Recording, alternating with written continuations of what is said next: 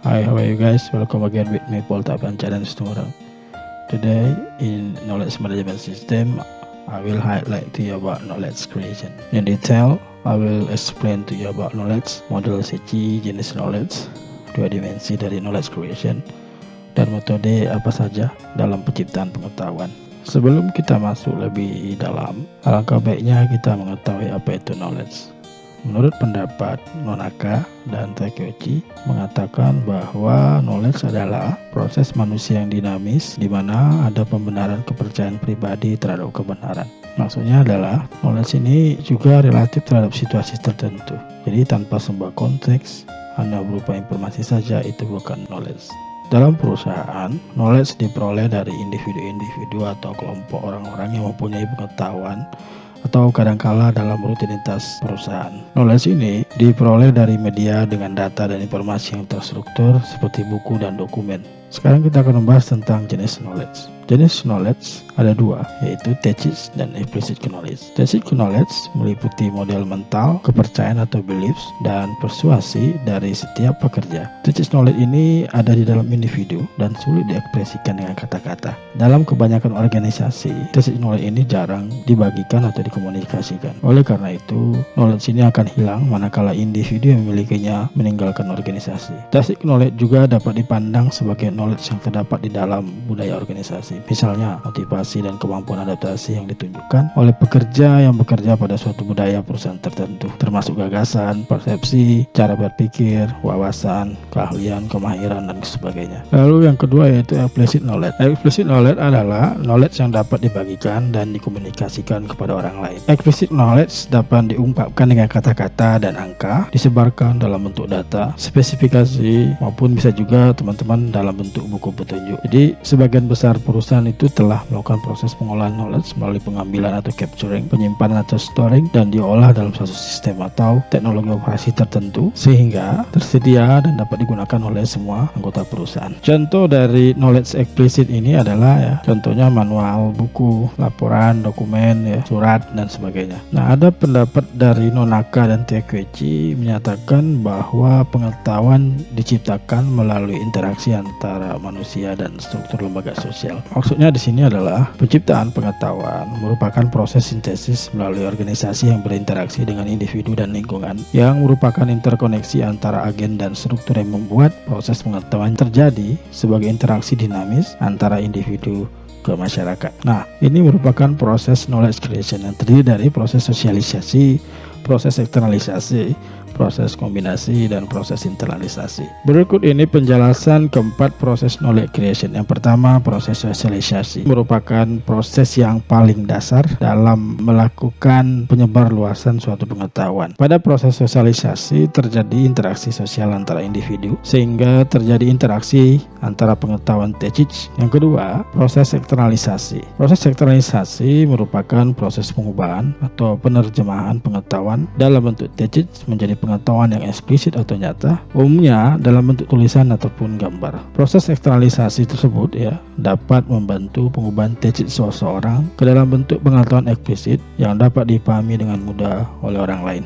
Yang ketiga yaitu proses kombinasi. Proses kombinasi ini terjadi penyebarluasan atau pengembangan dari pengetahuan eksplisit yang telah ada. Jadi pengetahuan ini dapat disebarluaskan melalui suatu pertemuan dalam bentuk dokumen ataupun melalui suatu proses pendidikan pelatihan ataupun training.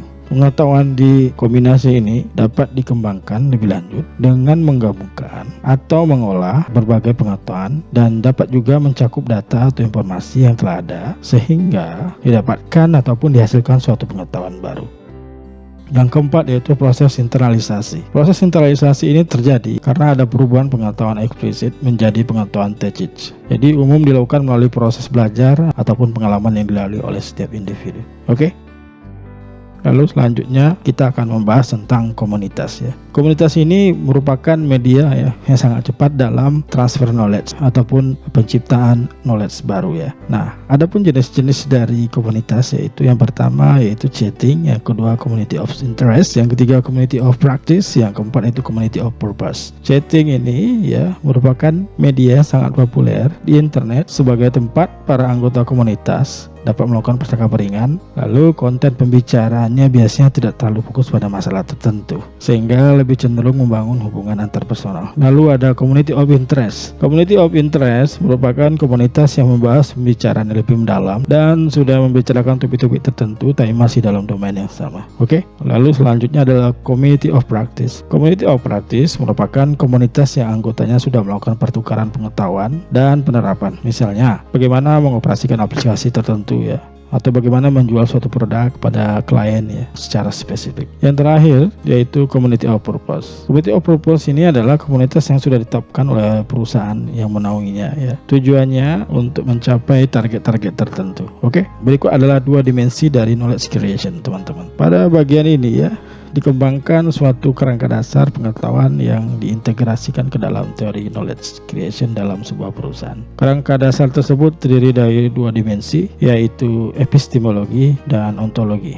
Oke, jadi dari gambar ini dapat kita lihat bahwa pengetahuan itu diciptakan melalui interaksi antara dimensi epistemologi dan dimensi ontologi. Dimensi epistemologi terdiri dari interaksi antara text knowledge dan explicit knowledge. Sedangkan dimensi ontologi menunjukkan tingkatan pengetahuan dari yang paling rendah ke tingkatan yang lebih tinggi ya, mulai dari individu, kelompok, lalu di organisasi, lalu ke yang lebih tinggi yaitu interorganisasi. Berikut adalah teori spiral ya of knowledge creation. Jadi dalam suatu perusahaan, organisasi harus melakukan perputaran text knowledge yang telah diciptakan dan melakukan transfer knowledge pada tingkat individu. Jadi perputaran dan transfer pengetahuan kepada individu ini kemudian dirumuskan melalui 4 model konversi pengetahuan dan selanjutnya diproses pada tingkat ontologi yang lebih tinggi. Jadi proses ini dinamakan spiral of knowledge. Oke. Jadi spiral of knowledge ini adalah interaksi antara text knowledge dan implicit knowledge yang menggambarkan proses spiral pada knowledge creation seperti gambar yang ada di sini. Jadi proses spiral of knowledge pada gambar ini menunjukkan adanya interaksi antara text knowledge dan implicit knowledge. Oke.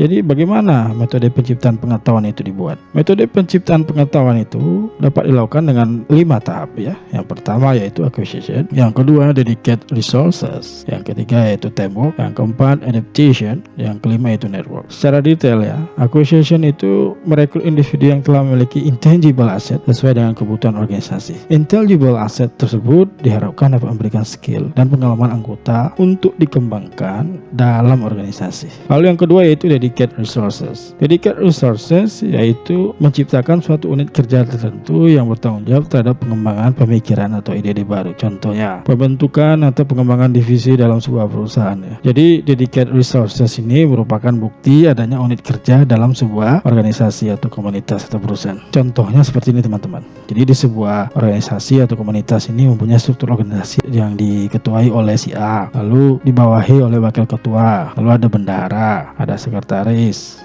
ada seksi kegiatan, ada seksi humas, dan ada seksi dokumentasi. Lalu selanjutnya teamwork. Teamwork ini membangun kerjasama tim yang terdiri dari berbagai orang dari latar belakang atau perspektif keahlian yang berbeda untuk menciptakan sinergi ya.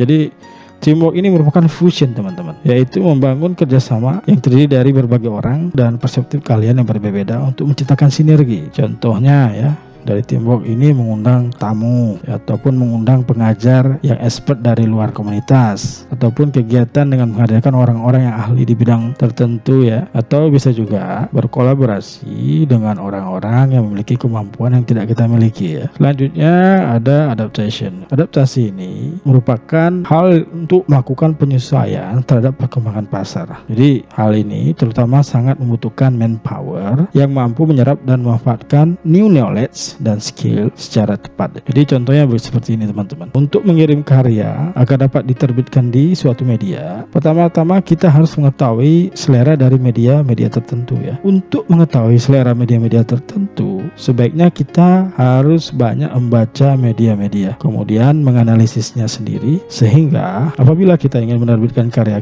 kita akan mengirim karya tersebut sesuai karakter karya dan selera media yang tepat. Oke. Lalu setelah itu adalah network. Network ini adalah knowledge yang dihasilkan dari pembentukan tim non-struktural dan tim informal yang dibentuk sendiri oleh pegawai berdasarkan minat tertentu. Jadi jika tim yang kita bentuk ini semakin meluas ya dalam organisasi, maka networknya juga akan semakin terbentuk dan semakin meluas juga. Jadi network ini dapat pula dibentuk ya melalui pembicaraan langsung, melalui telepon, melalui email, atau melalui grup-grup yang lain untuk saling men-share expertise ataupun problem solver bersama-sama. Jadi kesimpulannya adalah metode penciptaan pengetahuan ini terdiri dari acquisition, educate, resources, teamwork, adaptation, dan network. Knowledge management creation yang baik dan benar mampu meningkatkan kecepatan perencanaan strategik. Jadi ini menunjukkan bahwa knowledge management acquisition, educate, resources, teamwork, adaptation, dan network dapat meningkatkan kemampuan organisasi dalam mengidentifikasi peluang, tantangan, kekuatan, dan kelemahan, sehingga formulasi, implementasi, dan evaluasi strategi dari perusahaan dapat dilakukan dengan tepat. Thank you.